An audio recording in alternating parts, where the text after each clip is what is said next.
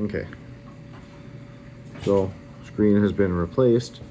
Screen's not powering on. If you switch the volume, you'll feel it vibrating, so the display is not working. I need to do a forced reset or forced restart. You shouldn't lose any information. The way you do this is you're going to hit volume up, volume down, and then hold down the power button quickly. So volume up, volume down, hold down the power button, and you're going to just keep holding it. Sometimes it's an uncomfortable amount of time, but it will work.